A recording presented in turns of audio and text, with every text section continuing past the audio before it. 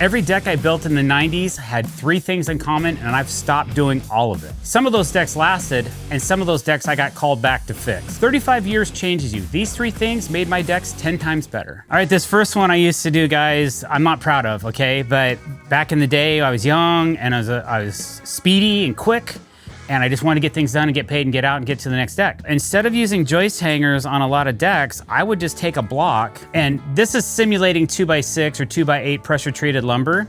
So I'd take a block and I'd nail it to the side of the house, and then I would take my joists and I would put one on each side of that block, and then I would nail the joist to the side of the block. And then I would skip a gap, and then I put another block on the house and repeat. So my joists were being attached to the house by a block, and then the joists were hung to the block with nails going through the side.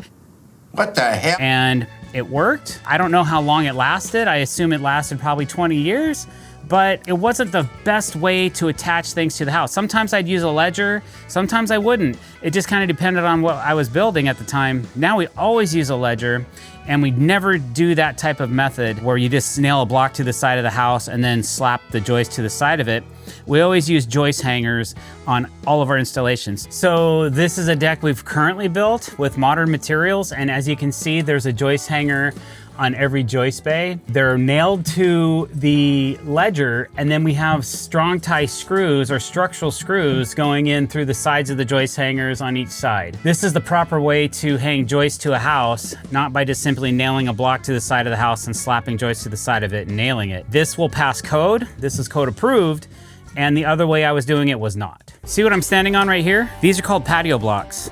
And they're used for various things, such as entryway to a door, or a place to put your garbage cans, or maybe a small patio out in your yard. But I used to use them to support the bottom of my staircase. It was a quick and dirty way to get the staircase to land and be supported, but really not enough support. Over the years, as you go up and down the stairs, these blocks can move around, and after continual years of use, they sink.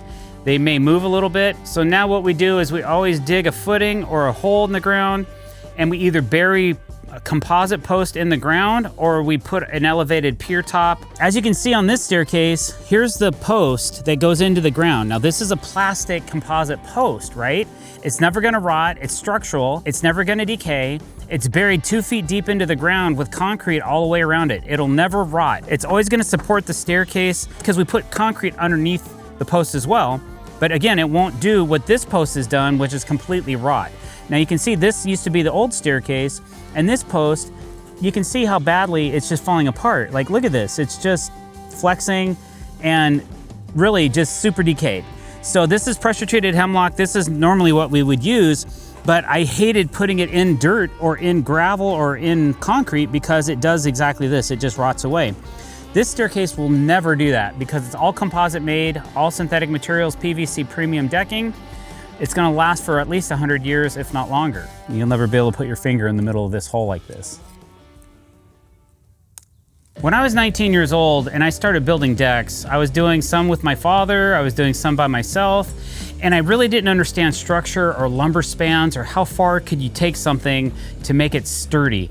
Nowadays, I can take a glass of water and set it on the deck, jump up and down, and the water's not gonna move. Back then, things were more like a trampoline. Getting to know how structure works on a deck is really important so that you make sure that you're doing it to code, at least code compliance, if not above and beyond. Nowadays, we always build above code. We wanna have a nice solid floor that feels good under your feet and doesn't feel too flexible when you walk on it. I was talking to a client the other day. They went over to a friend's house and looked at their deck. When they came home, they were like, man, I could really see the difference of what you had built us compared to what somebody else had just had built at their house. I always make sure I have proper footing sizes calced out, engineered if need be, or the proper size helical piles, making sure you have the proper post size and beams. Your joist spans are proper so that they're taking the tributary load, and also so that the decking won't have too much flex on it when it's laid. It's making sure your railings to code. All in all, making sure that you hit all of the code compliancy, so if you're having that deck inspected, you don't run into any issues with the building inspector. Go that extra mile, put a couple extra screws in it, add an extra joist, decrease your spans a little bit to make that deck more solid. If you can fit it